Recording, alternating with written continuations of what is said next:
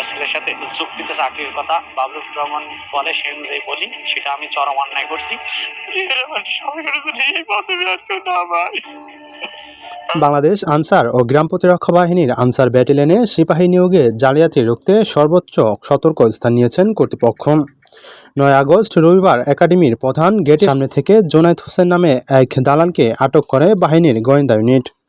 আটক ব্যক্তি রাজধানীর বাবলুর রহমান নামে এক মূল দালালের সহযোগী হিসাবে চাকরির নথিপত্র, ব্যাংক চেক, স্ট্যাম্প সংগ্রহ করে সরবরাহ করে আসছিলেন।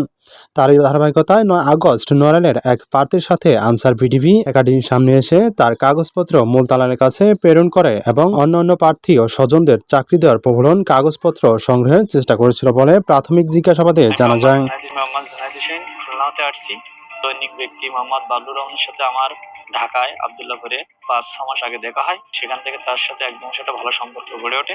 তারপর তিনি আমাকে বলে, আনসার ব্যাটালিয়নের মাঠ চলে, যদি পারো সিপাহী পদে 2-1টা ছেলে জোগাড় করো। আমি সেইভাবে তার প্রণোদনায় পড়ে একাডেমির সামনে একটা ছেলের সাথে চুক্তিতে চাকরির কথা বলি, সেটা আমি চরম অন্যায় করছি। এটা আমি ক্ষমার অযোগ্য অপরাধ। কোনো দালাল, কোনো বাটপার, কোনো দুর্নীতিবাজের দ্বারা আনসারের কোনো নিয়োগ হয় না। তার বাস্তব প্রমাণ আমি ফোন করে যেন আমার মতন বিপদে কেউ না করে।